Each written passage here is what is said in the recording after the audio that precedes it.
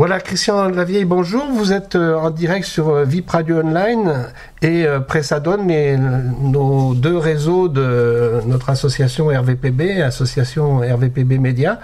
Merci de nous rejoindre et surtout merci de nous avoir confié un petit peu le suivi de presse pendant ce rallye du Paris-Dakar, car nous étions contents de suivre des pilotes, comme vous d'ailleurs, avec un grand honneur pour nous, en tout cas. Et bien, on voulait faire un petit peu le point. On vous a laissé un petit peu le répit après la course parce qu'on sait que c'était intense, mais c'est peut-être l'occasion aussi de refaire le point sur cette course et puis sur vos objectifs. La course, déjà bonjour à toutes et à tous. Oui, c'était un beau Dakar, un parcours difficile. C'est vrai que tout le monde disait que ça ne va pas être très varié parce qu'il n'y a que le Pérou, mais on savait que cette année, oui. ça allait. Plus court en durée aussi. Ouais, plus court en durée que 10 jours de course. On savait que ça allait être une édition sportivement difficile et ça l'a été. Il y a eu que 10 jours de course. Mais très souvent, quand il y a 12 jours, il y a plus des journées de répit, un peu de transition. On passe un peu d'un pays à l'autre avec des pistes plus roulantes. Alors que cette année, c'était vraiment très intense. Et puis voilà, il n'y a vraiment pas de jour de répit et des difficultés vraiment tous les jours. Oui. Il y a des étapes que vous avez préférées ou... Non, j'ai apprécié vraiment toutes les étapes parce qu'il y a vraiment de la difficulté, du franchissement. En plus, nous, on est dans une catégorie voiture vraiment de série. On a un Land Cruiser vraiment dérivé de la série avec quelques renforts châssis, de suspension, mais en perfo, moteur, tout ce qui est boîte, frein, c'est vraiment toute série. Donc, c'était difficile, beaucoup de franchissement difficile. Il n'y a pas de jour que j'ai préféré. Il y a 2 jours que j'ai détesté. Et bon, c'était un peu le cas de tout le monde. C'est vraiment l'étape marathon. Oui. C'était vraiment 2 jours où vraiment sans intérêt parce que c'était vraiment que du fèche et sportivement j'ai pas trouvé ça avec beaucoup d'intérêt, ne serait-ce casser un peu les voitures et puis oui, même si c'était un peu plus sec que l'année dernière. Oui. Ouais, c'est très sec. Après bon, c'est vrai que c'est une région qui pleut très peu. On est le long du Pacifique tout le long, on descend presque jusqu'au Chili et après on remonte sur Lima. Donc oui, c'est une région assez aride et assez sèche. Ouais. Et l'altitude, pour un véhicule comme le vôtre, au niveau de l'altitude, ça posait des soucis? Autant on avait passé, quand on faisait Pérou, Bolivie, Argentine, on passait par Uyuni, La Paz, où on passait 3-4 jours à 4000, 4005, voire de temps en temps à 5000. Là, on est au plus haut, on a dû monter à 1005, 1006, à 1007, 1008 maximum. On était toujours auprès du Pacifique, donc l'altitude était vraiment loin de cette année. C'est vrai que on n'avait aucune contrainte en perte de performance, en perte aussi un peu de vigilance et de concentration, que ce soit au copilote, au pilote, parce que c'est vrai que ça a toujours une influence, l'altitude. Cette année, c'était pas un handicap, non. Vous avez retrouvé un petit peu un esprit de marathonien. On va vous mettre dans une catégorie marathonien quand même, avec ce diesel là et ce véhicule de tourisme. Et vous avez retrouvé votre première place. Oui, de toute façon, c'est la catégorie marathon. Tes deux voitures de série marathon. Vous avez retrouvé la victoire de 2017. Voilà, on avait gagné en 2017. On avait perdu la victoire en 2018 parce qu'on avait un petit problème mécanique. Cette année, bon, on a renoué avec la victoire, avec énormément de fierté, et puis surtout très content pour le constructeur Toyota, parce que c'est vraiment le Japon qui est impliqué dans ce programme. C'est une belle équipe. Donc, ouais, c'est une équipe qui existe depuis des années. Ça fait la 6e année, 6e victoire consécutive. Non, je dis c'est une belle équipe. Oui, c'est une très belle équipe, très belle équipe. D'ailleurs, le jeune japonais est assez sympathique aussi. C'est une équipe qui est en place depuis des années. Akira Mura était le copilote d'un pilote japonais pendant plusieurs années, depuis je sais plus 5 ans. Il est pilote, qui est très bon pilote, qui est quelqu'un de, comme tout japonais, beaucoup de savoir-vivre, une bonne éducation. Il y a un bon esprit dans l'équipe. On a fait notre course au début. Il faut que les positions étaient plus ou moins figées, qu'il y avait des écarts assez importants. On a roulé pas mal en binôme les 4 derniers jours pour affronter les plus grosses difficultés et puis essayer d'aller chercher un doublé. Mais c'est vrai qu'il y a un bon esprit et ça c'est vraiment important. C'est pas toujours le cas dans des teams en compétition. Oui. Et puis votre copilote, il avait gagné déjà en T1. Jean-Pierre Garcin. Mon copilote, il n'a jamais gagné en T1. On a gagné des courses. On a gagné des courses en Chine. On a gagné pas mal de courses ensemble. Oui. Il a gagné déjà des spéciales en T1. Après, le meilleur résultat que j'ai fait avec lui, c'est 8e en T1. Et moi, ma meilleure place en T1, en général, c'était 6e avec une Toyota aussi. Avec en 2015, c'est ça? Voilà, 2015, ouais. 2015. Oui, tout à fait. Et cette année, donc, 24e? Alors 24e, c'est vrai que la place au général n'a pas beaucoup de, c'est pas très significatif parce que on est vraiment dans une autre catégorie en marathon. Oui. C'est vrai qu'on aurait pu faire un petit peu mieux, peut-être 20e, 19e, si on n'avait pas fait un travail d'équipe sur la fin. Et puis après, c'est sûr que bon, c'est des pénalités qui étaient dues à votre souci au départ là. Vous avez eu un souci avec un quad là? Ouais, c'est vrai que le premier jour, on a perdu du temps. Il y avait un spectateur qui avait mis un quad derrière une dune, on s'est retrouvé posé dessus. On a eu un petit problème mécanique sur un ventilo qui nous a fait perdre plus d'1h30 où il a fallu qu'on change le radiateur, le ventilo, aussi un jour. Mais après, bon, à Dakar, sans problème, c'est très rare. Donc, c'est sûr que sur le moment, on est frustré, on est énervé de perdre du temps. Et puis, à la fin du compte, des fois, on n'est plus une heure près. On s'est dit, en fin de compte, on a perdu une heure, mais bon, il y a plein d'endroits où on aurait pu en perdre beaucoup plus. Donc, voilà. Oui, ça s'est bien passé quand même. Ouais, c'est bien passé parce que c'était une course sportivement difficile, quand même beaucoup de contraintes pour la mécanique. Et encore une fois, le Land Cruiser a fait preuve de fiabilité. Et bon, ça nous a étonné les endroits où on est passé. Et bon, j'ai beaucoup de... Bon, vu que je cours en proto en T1 le reste de l'année aussi, j'ai beaucoup d'amis comme Nani Romain et d'autres pilotes, Peter Hansel, qui m'ont dit mais bon, vous allez pas chercher tous les points tous les jours, tous les waypoints qu'on va pâter. Oui. J'ai dit si, mais on va tous les chercher. Il me dit comment vous faites pour monter les endroits là-bas? Je dis on prend d'autres pistes, parce que c'est vrai qu'avec un proto, on prend les traces moto, on va au plus direct, au plus court dans les dunes. Et c'est vrai qu'avec une voiture comme ça, c'est un peu comme en voilier, faut tirer des bords, monter par échelon, passer derrière, pas prendre d'autres dunes. Bon, c'est vrai qu'il y a des coups, on va mettre une demi-heure plus pour aller taper un point par rapport à un proto, mais bon, ça fait partie du challenge et de la course. Surtout qu'après, c'est plus d'ornières aussi, peut-être? Ouais, oui, quand on part derrière, le terrain n'est plus le même. Vous passez entre premier et 10e, le terrain d'une certaine façon, entre 10 et 20, dès que vous avez 10 camions qui sont passés, le terrain se dégrade de plus en plus. Oui. Donc, bon, ça fait partie du challenge. C'est vrai que c'est pas... c'est incroyable, on s'en rend pas compte, mais bon, moi qui ai la chance d'avoir roulé devant, de rouler devant de temps en temps et là de me retrouver plus derrière, c'est vraiment une autre course. C'est un autre terrain, ça se dégrade très vite et c'est vraiment un autre challenge. Oui.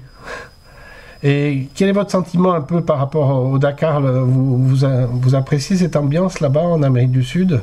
Enfin, c'est des pays attachants aussi. Ouais, c'est autre chose. Il y a le côté latin.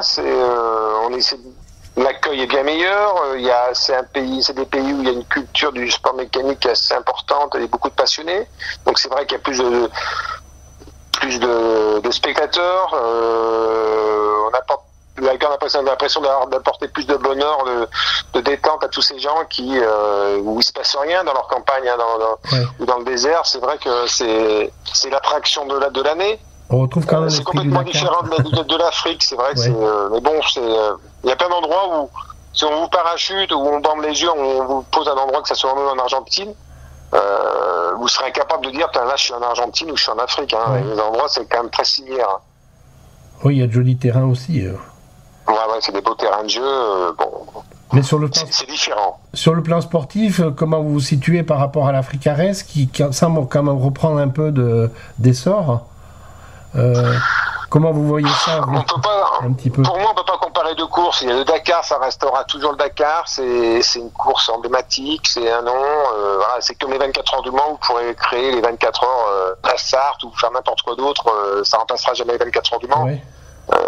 L'Africa Race, c'est une dimension en dessous. C'est vrai que c'est plus convivial. On retrouve plus l'ambiance d'avant, avec des vrais bivouacs où tout le monde est au bivouac, les gens ne vont pas à l'hôtel. Je pense que pour un concurrent, c'est bien déjà commencer par l'Africa Race parce que c'est un beau parcours. Attention, la Mauritanie, c'est Maroc et Mauritanie, c'est un beau terrain de jeu.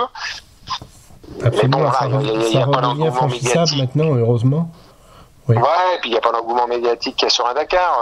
Vous n'avez pas les mêmes retombées. Il faut être réaliste. Mais ça reste une belle épreuve. Alors pour moi, ce qui est dommage, c'est dommage que ça tombe en même temps. Voilà, c'est vrai un peu notre sentiment on a essayé de contrer le Dakar en faisant l'Africa Race, mais Mais je pense qu'il y aura peut-être de la place pour les deux. Ça sera une course qui serait peut-être au mois de mars ou fin mars. S'ils étaient décalés, ça serait bien quand même. Oui. Peut-être, je sais pas. Après, bon. C'est vrai que c'est toujours attirant d'avoir d'autres destinations, comme le Silk Rally ou comme ça, mais quand ça tombe en même temps, c'est quand même un peu une rivalité. C'est un petit peu dommage, ouais. C'était un peu la guerre des clans, mais bon, il n'y a pas beaucoup de rallyes, donc c'est un peu dommage de se tirer dans les pattes. Non, on suit un peu l'autre aussi, parce que on a notre sponsor AMV qui est là aussi, donc, mais qui ont aussi des pilotes au Dakar, donc c'est un petit peu compliqué. Et je pense que c'est aussi beaucoup compliqué pour les pilotes, surtout, parce qu'il y a des choix à faire. Il y a des choix à faire. Après, je ne vais pas rentrer dans le débat. C'est pas à moi de critiquer l'un ou l'autre. C'est deux courses différentes. Et puis pour moi, le Dakar restera le Dakar. L'Africa Race, bon, on avait parlé à des novices. De me dire c'est quoi l'Africa Race? Je veux dire, on n'est pas passionné de sport mécanique, alors que le Rallye Dakar, tout le monde a entendu parler une fois du Dakar. Il y a une couverture médiatique qui est autre. Après, il y a plein de petits paramètres, plein de choses que j'évoquerai pas et qui sont pour moi très importants aussi. Voilà. Mais c'est une belle course, j'ai plein d'amis qui le font, et moi je conseille à plein de gens de le faire parce que c'est une très belle course. Hein. Mais bon, ça remplacera pas le Dakar, on aura beau inventer ce que l'on veut, voilà. Ça limite quand même un peu le nombre de partants, mais bon, c'est peut-être pas plus mal. Hein. Ouais. Quand on voit les éliminations qu'il y a eu dans les premiers jours de course les années précédentes, je pense que là c'était plus réaliste, disons, au niveau des courses peut-être. Même pour l'amateur encore. Cette année sur le Dakar, c'était quand même une course difficile pour les débutants. C'était une course. Cette année, ils n'avaient pas eu autant d'engagés que depuis 4-5 ans. Alors que tout le monde chez ASO, ils ont dit bon, on fait que le Pérou, on va se prendre un râteau. Au mois de mai, ils se sont dit ça va être compliqué. En fin de compte, ils ont été très surpris d'avoir autant de concurrents. Alors c'est vrai qu'il y en a beaucoup qui venaient, qui avaient envie de rouler dans ça parce que ces dernières années, il y avait moins de sable. Quand on fait l'Argentine ou la Bolivie, c'est pas des terrains, il n'y a pas des grands ergs, il y a beaucoup moins de sable qu'au Pérou. Oui. Je pense que c'est ce qui a redonné un petit peu d'engouement. Il y a la nouvelle catégorie aussi qui arrivait avec les SSV, là, tout ce qui est Can-Am, Polaris, Yamaha. Ça permet de faire des rallyes à moindre coût. C'est des véhicules qui sont super à l'aise dans le sable, donc c'est vrai que ça amenait pas mal d'engagés, ça en plus. Oui. De toute façon, c'est des pays. Le Pérou, c'était quand même un bon choix. Pérou ou Bolivie, c'est quand même des pays. Oui, c'était un bon choix. Sportivement, c'était un super choix. Hein. De toute façon, on a vu, il y a eu quand même beaucoup de rebondissements. Nasser a fait une course intelligente, plus sage, n'a pas fait d'erreur, n'a pas roulé à 100% tous les jours, et ça a permis de gratter quelques minutes par-ci par-là. Mais pour moi, sinon, c'était une très belle course. Malgré qu'il y ait un seul pays, c'était une très belle course. Oui, il faut rappeler donc qu'il y avait 126 autos, 41 camions, 167 motos, 61 nationalités, donc on a toujours des chiffres quand même impressionnants. Ouais, parce que bon, c'est quand même des épreuves qui sont quand même assez onéreuses, hein, ça coûte assez cher des engagements, donc non, il y a eu un très beau plateau, puis un plateau vraiment en termes de qualité de pilote en auto, il y avait un gros plateau, hein, qui était très représentatif, sportivement c'était important, c'est ce qu'il faut retenir aussi. Oui, on va voir dans les prochaines semaines ce qu'ils nous proposent. Ouais, bon là c'est encore un peu tôt, mais bon, on parle un peu de tout, d'Afrique du Sud, on parle d'Arabie Saoudite. Moi, à mon avis, c'est une course qui ne sera pas délocalisée aussi facilement que ça, parce que c'est une grosse machine, hein, c'est 3000 personnes qui se déplacent tous les jours, c'est des grosses organisations, c'est un travail en amont avec les ministères, les écolos, la protection de l'environnement, c'est gros. Donc quand on a ces entrées dans tous les pays, qu'on a ces repères, qu'on a tous les bénévoles ou pas bénévoles, tout le staff, que ce soit médical et autres, qui parle la langue du pays, qui a ses repères, qui a ses habitudes. Je pense que tant qu'il aura du business à trouver là-bas, à faire, arrivera à financer, à trouver des partenaires, ils délocaliseront pas aussi facilement. En tout cas, ça amène d'autres organisateurs à aller voir un petit peu aussi là-bas, dans les Andes et autres. Alors il y a pas mal de petits rallyes. Oui, il y a encore pas mal. Ouais, il y a beaucoup de rallyes, trucs un peu des sortes de gazelles. Il y a beaucoup d'épreuves en Argentine, un peu de partout, au Pérou, en Chili, qu'on ne suit pas, mais il y a pas mal de sont très, très à la vogue, en vogue, quoi. Ouais. Ouais, et puis c'est endroits où on peut aller en sécurité aussi, attention. L'Afrique aujourd'hui c'est compliqué, hein, c'est très compliqué. Hein. Oui. Un terrain de jeu qui est super, mais où je cours moi tous les ans depuis 2014, c'est en Chine. Oui. Parce que le désert est à perte de vue. Les airs, que ce soit Gobi, Kazakhstan, le désert de Gobi de Mongolie, vous rentrez dans les dunes, c'est un paradis. Hein. Ah oui, ça. Le problème, c'est que Dakar, au mois de janvier là-bas, il fait moins 40, moins 30, il y a de la neige, il y a de la glace, c'est compliqué. Oui. Alors, c'est vrai qu'il n'y a pas beaucoup de pays où il y a un terrain de jeu qui est sympa. Voilà, il y a l'Afrique du Sud, il y a d'autres pays, mais après, bon, il y a beaucoup de réserves animalières, il y a beaucoup de... Après, remonter en haut, c'est trop compliqué, c'est trop de risques, parce que bon, c'est une course qui est quand même très médiatique, donc on peut s'en servir pour marquer le coup. Donc voilà, c'est pas évident. Oui, on arrive à trouver quand même des sponsors c'est un complément pour vous. Ben moi j'ai la chance de rouler pour un constructeur, donc c'est vrai que j'ai pas de partenaire à chercher, hein, mais c'est sûr qu'après bon, le Dakar c'est la course qui se vend le mieux, hein, qui est à la portée de tout le monde. Hein. Oui, comme la voile. Voilà, comme le Vendée Globe, comme la Route du Rhum, voilà, c'est des courses médiatiques. Si vous allez chercher des partenaires, c'est... D'ailleurs, cette expérience-là aussi, c'est l'expérience de grandes organisations. Ouais, puis ça fait en termes de communication, en termes d'image, en termes... C'est pour ça, bon, hein, comme je veux dire, le Dakar, on ne le remplacera jamais, on ne le tuera jamais pour l'instant. Après, bon, c'est sûr qu'aujourd'hui, avec la protection de l'environnement, tout ce qui est hybride, tout ce qui est électrique, et bon... bon, pour l'instant, c'est tout du marketing, hein, tout ça. Faut être réaliste. Hein. On nous vend du vent. Hein. Quand on parle de Formule 1 électrique, ouais, c'est magnifique, c'est super. Ouais. Sauf qu'on oublie de montrer les groupes électrogènes qui rechargent les batteries. On ne sait pas comment les batteries au lithium seront recyclées plus tard. Et c'est pareil pour les voitures de série. Hein. Ouais. Puis les batteries, il faut bien les charger, donc il faut de l'électricité, donc c'est des centrales. Enfin voilà, c'est tout de la parade, hein, tout ça hein, aujourd'hui. Hein. Vous étiez sur du diesel bio. Oui, alors nous, on est sur du diesel bio. Hein. C'est du diesel, c'est de la récupération, c'est fait avec de l'huile de cuisine. C'est la récupération de l'huile de cuisine qui ramène tout ça du Japon. Oui, ah d'accord. Voilà, donc on roule, on gagne, c'est une catégorie, je ne sais plus comment ça s'appelle au Dakar, on gagne aussi ce challenge. Il y a un challenge pour ça, pour tout ce qui est véhicule qui court avec un carburant bio ou autre. Hein. Oui, il y a quand même un petit peu d'innovation aussi et de techniques qui font que les constructeurs s'y intéressent aussi pour ça. Oui, c'est sûr, les constructeurs s'intéressent, et puis bon, c'est beaucoup une question de marketing et d'image aujourd'hui. Hein. C'est donner une bonne image du constructeur. Bon, on arrête le diesel, on fait de l'électrique, mais bon, voilà, c'est bien l'électrique, mais bon, il faut le charger, il faut le recycler, c'est beaucoup de choses que, voilà. On regarde la vitrine, mais bon, quand on creuse un peu derrière, c'est compliqué tout ça. Oui, absolument. C'est compliqué. Comment vous allez passer le reste de l'année alors Bon, le reste de l'année, il y a pas mal de choses. Il y a la Red Canam là, qui approche, où je fais un peu de coaching. J'ai après un rallye en Chine qui est le plus gros rallye de Chine, qui veut dire un peu l'équivalent de Dakar, qui dure 15 jours, qui s'appelle le rallye de Taklamakan, qui est assez proche du Kazakhstan, qui est un gros rallye raid où il y a à peu près 130 véhicules engagés. Grande route aussi, c'est une grande distance là, non? Ouais, c'est grande distance, c'est des parcours de 7-8 000 km. Là, on roule pour un constructeur chinois. Bon, c'est des proto Toyota qui sont recarrossés à l'image avec un covering de la voiture chinoise. Voilà, on a une cérémonie au Japon le 17-18 mars pour notre victoire. Donc, on retourne au Japon, enfin on est retour, et puis là on va être fixé sur le programme Dakar 2020 et peut-être, il parlait peut-être du Silkway 2019, mais c'est encore un peu tôt pour être fixé. Donc on va voir tout ça. D'accord. Ben écoutez, on va suivre ça avec plaisir.